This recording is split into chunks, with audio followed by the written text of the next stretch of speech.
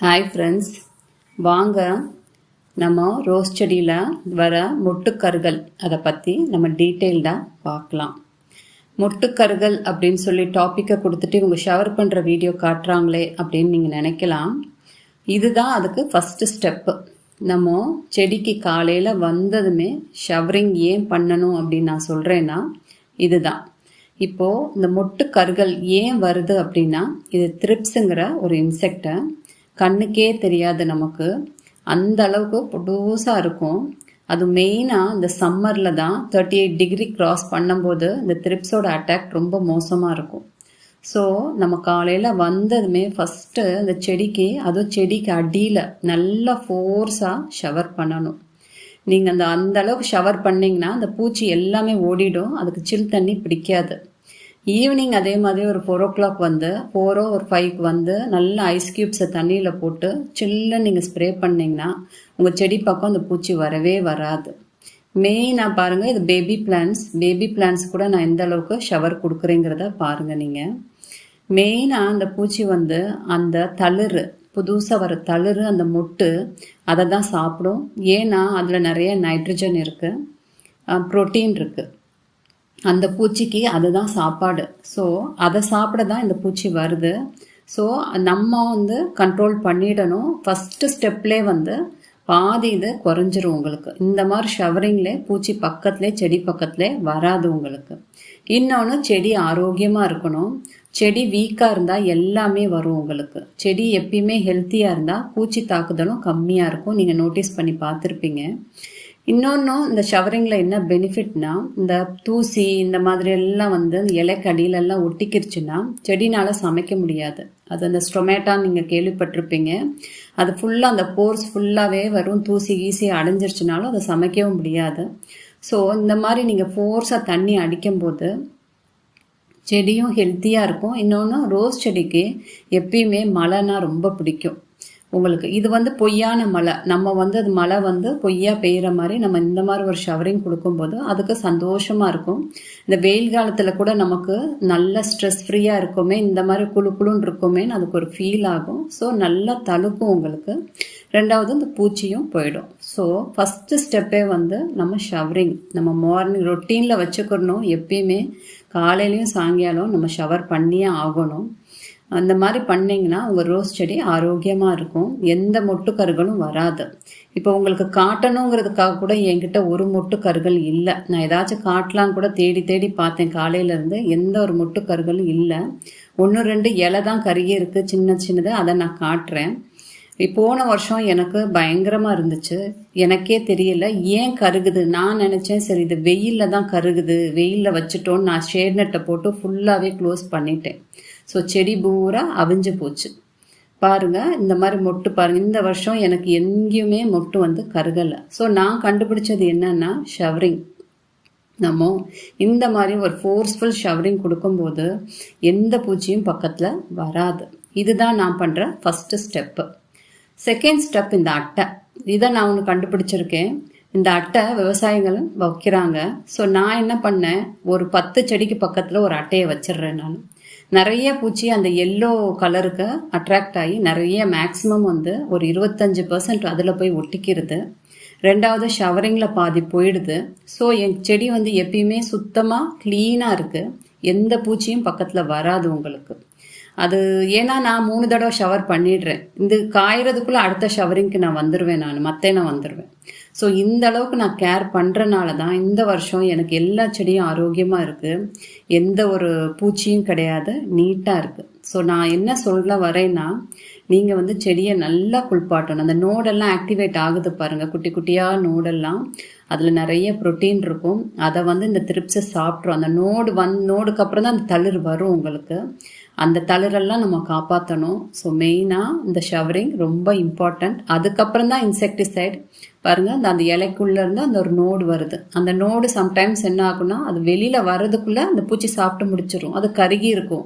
நம்ம நினைப்போம் சரி வெயிலில் தான் செடி கருகுதுன்னு தூக்கிட்டு போய் நிழலில் வைப்போம். வெயிலெல்லாம் கருகாது, இந்த பூச்சி தான் அந்த மாதிரி செய்யுது.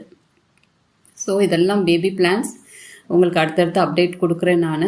இந்த மொட்டெல்லாம் அதை சாப்பிட்ருச்சுன்னா, அந்த தளிரையும் சாப்பிட்ருச்சுன்னா செடி இந்த அளவுக்கு வளர்ச்சி இருக்காது. ஸோ இதை நம்ம ரொம்ப பார்த்து கேர்ஃபுல்லாக கொண்டு போகணும். பாருங்கள், இந்த இடத்துல கருகி இருக்குது. இதை வந்து வெயிலுக்கு கருகலை, இது அந்த த்ரிப்ஸு தான் சாப்பிட்ருக்கு. அந்த இலைய ஓரத்தை பூரா சாப்பிட்டு அதில் இருக்க ஜூஸ் எல்லாம் குடிச்சிருச்சு. ஸோ இலை வந்து அந்த மாதிரி ஃபோல்டாகி இருக்குது. இந்த மாதிரி சின்ன சின்ன தளிரை ஃபுல்லாக நம்ம காப்பாற்றணும். ஸோ ஃபஸ்ட்டு பாயிண்ட்டே வந்து ஷவரிங் தான். அப்புறம் செகண்ட் பாயிண்ட் தான் பாருங்கள், இங்கே ஒரு அட்டை வச்சுருக்கேன் நான். இந்த இடத்துல இந்த ரோஸு, இந்த இடத்துல ஒரு சின்ன சின்ன செடி இருக்குது, இந்த இடத்துல ஒரு அட்டை வச்சுருக்கேன். ஸோ மேக்ஸிமம் வந்து நான் இந்த அட்டையில் பாதி பூச்சி எனக்கு கட்டுப்படி ஆகிடுது. அப்புறம் மிச்சத்தை வந்து இந்த ஷவரிங்கில் நான் கண்ட்ரோல் பண்ணிடுறேன். பாருங்கள், இதுதான் த்ரிப்ஸு. இலை எப்படி சுருண்டிருக்கு பாருங்கள். ஒரு மாதிரி அடியில் அந்த பூச்சி பூரா ஜூஸை சக் பண்ண உடனே இலை வந்து அப்படியே சுருண்டுக்கிருச்சு. இந்த மாதிரி இதெல்லாமே த்ரிப்ஸ் தான். நான் இந்த அளவுக்கு கேர் பண்ணதுக்கு அப்புறமும் அது சில செடியில் சில பிளான்ட்லலாம் அந்த மாதிரி வந்துடுது. அதை என்ன செய்யணும், அதை கட் பண்ணி தூர போட்டுற வேண்டியதான், நம்ம ஒன்றும் செய்ய முடியாது. ஸோ இதுதான் நம்ம இந்த செடிக்கு கேர் பண்ணுற ஒரு இது சொல்கிறேன் நான். காலையில், மத்தியானம், சாயங்காலம் 3 நேரமும் நல்ல ஒரு தண்ணி, சில் தண்ணியில் ஸ்ப்ரே பண்ணணும். அப்புறம் இந்த செடி பாருங்கள், இது வந்து நம்ம ரீசண்டாக ஒரு உமியில் மார்ச் 2ஆம் தேதி நம்ம பாட் பண்ண இந்த பிளான்ட்டை 2 பிளான்ட்டை நான் காமிச்சிருப்பேன் உங்ககிட்ட. அதோட நோடெல்லாம் பாருங்கள் இப்போ ஆக்டிவேட் ஆகிட்டுருக்கு. இப்போ இந்த மாதிரி செடியை எப்படி நம்ம காப்பாற்றணும் அப்படின்னா பாருங்கள், இந்த நோட்ஸ் எல்லாத்தையுமே நம்ம காப்பாற்றலைன்னா அது ஃபுல்லாகவே அந்த த்ரிப்ஸை சாப்பிட்ரும், கருகிரும். அப்போ அந்த செடி வளராது, அதுக்கு உண்டான இலையெல்லாம் வரவே வராது. பாருங்கள், அந்த நோட்ஸ் எல்லாம் எப்படி ஆக்டிவேட் ஆகிக்கிட்டு இருக்கு அப்படின்னு. இன்னொரு செடி காமிச்சிருப்பேன், அதில் கொஞ்சம் இலை வந்துருச்சு. இதில் வந்து நோட்ஸ் இப்போ தான் லேட்டாக தான் ஆக்டிவேட் ஆகுது. ஏன்னா இது சம்மர். இது வந்து மழை காலத்தில் கொஞ்சம் ஸ்பீடாக ஆக்டிவேட் ஆகிடும். இது வெயில் காலங்கிறனால கொஞ்சம் அந்த மாதிரி இருக்குது. ஸோ இந்த மாதிரி செடிகளுக்கு நீங்கள் ஒரு சின்ன ஸ்ப்ரே வச்சுக்கிடலாம். இது வந்து ஒரு ஹேண்டியாக ஒரு 2 லிட்டர் ஸ்ப்ரே அது வச்சுக்கலாம். வச்சுக்கிட்டு இந்த மாதிரி ஸ்ப்ரே கொடுக்கலாம். நீங்கள் ஃபோர்ஸாக பெரிய ஸ்ப்ரேயில் நீங்கள் கொடுக்க முடியாது. இதை வந்து காலையில், மத்தியானம், சாயங்காலம் நான் 3 நேரம் இந்த மாதிரி ஸ்ப்ரே வந்து இந்த ஸ்டெம்மில் மட்டும் நான் கொடுப்பேன். ஸோ இந்த செடிக்கு வந்து தண்ணி ஊற்ற மாட்டேன், ஏன்னா செடி அந்தளவுக்கு வேர் இருக்காது. ஸோ ஸ்டெம்மை மட்டும் நனைச்சி விடுவேன். இதை ஏற்கனவே ஒரு 15 டேஸாக கழித்து ஹியூமிக்கு கொடுத்துருப்போம். அதை காமிச்சிருப்பேன் உங்ககிட்ட. ஹியூமிக்கை நம்ம அந்த இது பொட்டாசியமேட்டு கொடுத்ததை காமிச்சிருப்பேன். அதுக்கப்புறம் நான் எதுவுமே செய்யலை இந்த செடிக்கு, அதுதான் அதுக்கு சாப்பாடு. ஸோ இந்த மாதிரி நம்ம ஸ்ப்ரே பண்ணணும். இது வந்து நீங்கள் இத்தனை நாள் நான் இதை கீழே தான் வச்சுருந்தேன், இன்றைக்கி தான் மாடிக்கு கொண்டு வந்திருக்கேன். இன்னொன்று, இதுக்கு என்ன பண்ணலாமா, நீங்கள் பாட் பண்ணதுக்கப்புறம் இதுக்கு வந்து கான்ஃபிடரை 1/2 ml 1 லிட்டர் வாட்டரில் நீங்கள் மிக்ஸ் பண்ணி இதுக்கு ஸ்ப்ரே பண்ணிட்டீங்கன்னா, அது ஸ்டிக்கரை மிக்ஸ் பண்ணி நீங்கள் ஸ்ப்ரே பண்ணிட்டீங்கன்னா உங்களுக்கு வந்து அந்த பூச்சி பக்கத்திலே போகாது. 1 வாரம் வரைக்கும் அது பக்கத்திலே போகாது, அந்த செடி பக்கத்தில் போகாது. ஸோ அந்த நோட்ஸ் எல்லாம் ஆக்டிவேட் ஆகிடும். நான் இப்போ வரைக்கும் எதுவும் பண்ணலை, ஏன்னா அது நான் கீழே வச்சுருந்தேன். ஸோ நான் பார்த்துக்கிட்டேன், அப்போக்கப்போ நான் ஸ்ப்ரே பண்ணிவிடுவேன். நீங்கள் அந்த மாதிரி மாடியில் வச்சு அந்த மாதிரி வளர்க்கும் போது நீங்கள் கான்ஃபிடாரு நீங்கள் வந்து 0.0, இது சின்ன செடிங்கிறனால ml ரொம்ப கம்மியாக இருக்கணும் டோசேஜ்.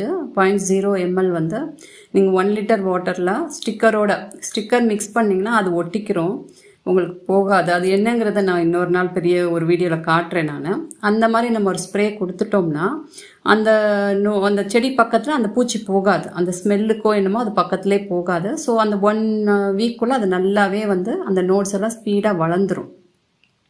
ஸோ இப்படி தான் இந்த மாதிரி பேபி பிளான்ஸ் எல்லாம் இப்படி தான் நம்ம கொண்டு வர முடியும். பெரிய செடிகளுக்கு, நம்ம வளர்ந்த செடிகளுக்கு ஃபுல் ஸ்ப்ரே கொடுத்து வீக்லி ஒன்ஸ் இன்செக்டிசைட்ஸ் அந்த மாதிரிலாம் கொடுத்து, இன்செக்டிசைடு எப்பயுமே மாற்றி மாற்றி கொடுக்கணும், ஒரே இன்செக்டிசைடு கொடுக்கக்கூடாது. கொடுத்திங்கன்னா அது வந்து அதுக்கு அந்த செடி இது பண்ணாது, அந்த பூச்சிக்கு வந்து பழகிரும். பாருங்கள், இது அந்த உமியில் வச்ச செடி உங்களுக்கு அப்படியே இன்றைக்கி காட்டிடுறேன். இது இந்த அளவுக்கு வளர்ந்துருக்கு. இது மார்ச் 2ஆம் தேதி நம்ம பாட் பண்ணியிருக்கோம். அந்த வீடியோ பார்க்கலைன்னா நீங்கள் பாருங்கள்.